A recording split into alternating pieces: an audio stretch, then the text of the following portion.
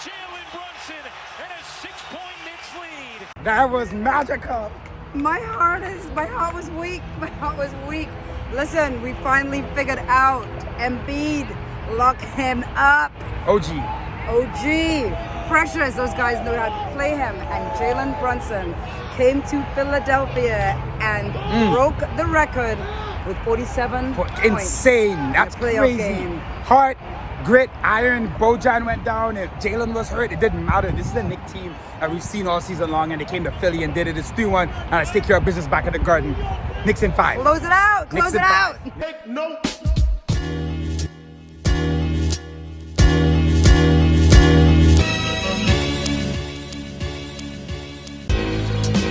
Big Meech. We're here. My man, Alan Houston. It's different this time. What's up, guys? Woo! Listen, what y'all. What a day. What a day. We just rolled back from Philly after we took over the Wells Fargo whatever. We Right? sure did. Knicks fans took over the Wells Fargo Arena today. Man, you would have special league. sworn that you were in MSG, chanting for MVP, chanting for Knicks in 5, Hey. chanting FMB, which we had no part of, but that's what they were saying out there on the streets.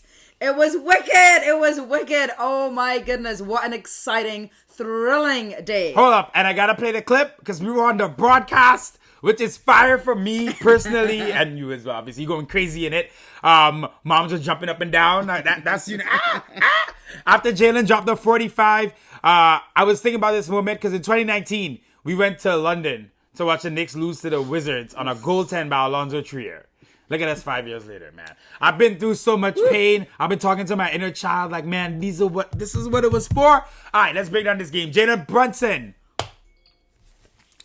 I got my bubble hand. Listen. This guy goes out there, has a rough start to the series, right? We keep telling you. We've seen this guy in the regular season. We see what he could do. We're telling the NBA media, listen, he's not choking. Don't bring that over here, right? He figures it out. The game before this, incredible game. And then he ups the ante today, in Philadelphia. 47 points, 10 assists. Knicks franchise record, beating a 40-year-old record from Bernard King. 40 years. 40 years. 40 years, man. Yeah, we are so Jalen. blessed. Thank God we didn't get KD and Kyrie. Listen, I'm gonna Thank say God it. we didn't get I'm gonna KD and say Kyrie. it because I've always Nah. said to you for years. You have. I never wanted us to get a star. I never wanted that. I wanted us to build from within, build our own, draft our own, build our own. We didn't get a star. We got a supernova. That's what we got in Jalen Brunson. We got a supernova. We sure did. Killed it tonight, but a couple unsung heroes tonight. My African brethren. OG Anunoby. OG Anunoby and Precious Anunoby and Achua. Precious. Listen. Woo. Talking about locking up Embiid, right? Oh. Because that's clearly the issue for us was that Embiid was getting to was scoring, first of all, because he could score. Stepping on everybody. Beating Pulling everyone legs, up, pulling legs, elbowing, doing but whatever. and getting to the line. Yep. Right? And it seems like no one on our team could defend. Without fouling. But today we saw different. If you look back at the highlights or at any of the clips or any of the games, Especially the fourth quarter, you are going to see that OG had him locked up. He was all over him. And so I feel like we got that figured out. I feel like we got that part kind of figured out. We know what to do. It's such a clutch adjustment. You know, Hartenstein had 5 fouls. Hart has 5 fouls. Right? Clearly, Joel Embiid has been targeting Isaiah. Isaiah has admittedly at times, you know, been a little bit too aggressive. You know, you got to be smart with Embiid. You can't play him straight up because he doesn't really play fair sometimes. He knows what he's doing. He knows how to bait those fouls, right? So he knows what he's doing. Isaiah Hartenstein, big foul trouble. Bogdanovich, not like he was going to defend Embiid anyway, but he goes down. Mitch doesn't play tonight. Right. So, right, but all season long, right? What happened to the Knicks all season long? Guy was hurt, guy was injured, next man up. Guy was hurt, guy couldn't play, next man up. That mentality that we developed over a season, it's easy in the playoffs. I used to hear this, right? There's a saying back in Trinidad when I was growing up. Soccer team, football team used to chant it, right?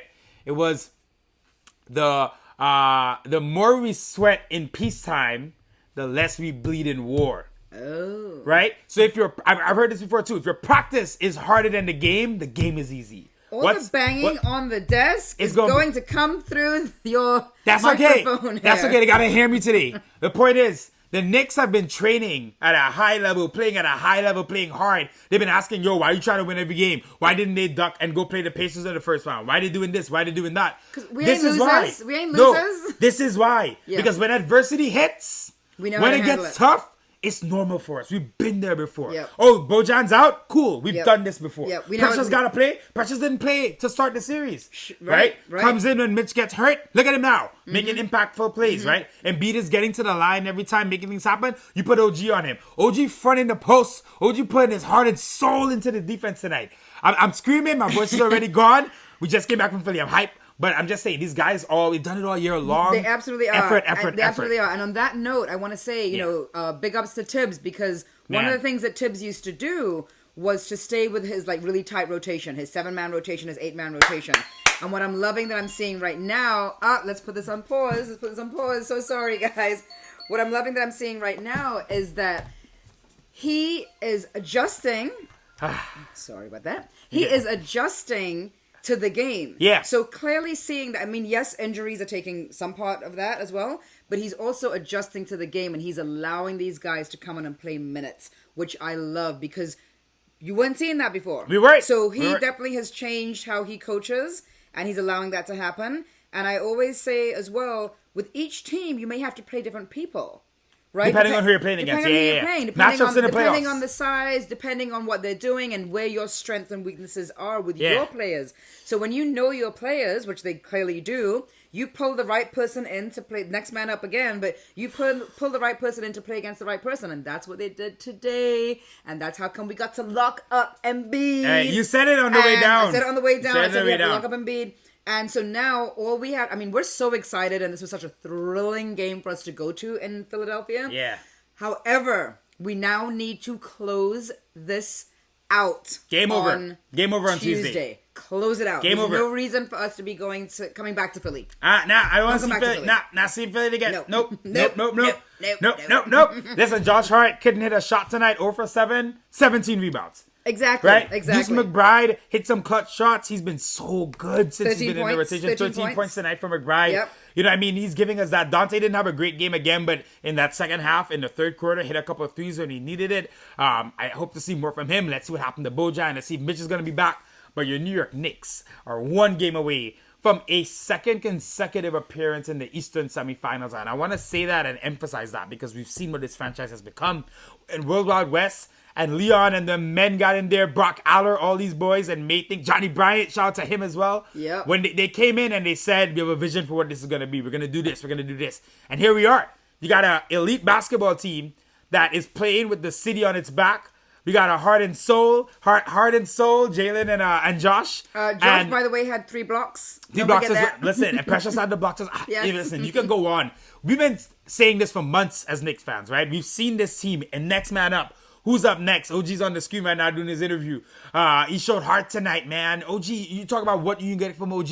Is OG a second option? Is OG a third option? When a guy can defend like that and shut down someone who's an MVP level player, that's a player you got to pay. So OG is a perfect guy to add into what we were doing here, because his demeanor is perfect. He fits in well. Let's go Knicks, man. Let's go. This was so a excited. magical what a day. Yeah, what a day. Like, real talk, as Knicks fans, we've been through so much. We deserve today. And being there in person, just want to ask you some questions on this. Like, I had a video that I posted of the Knicks fans going crazy in Wells Fargo. Oh, and it went super viral. It's everywhere. ESPN asked me to get it. You might have seen it.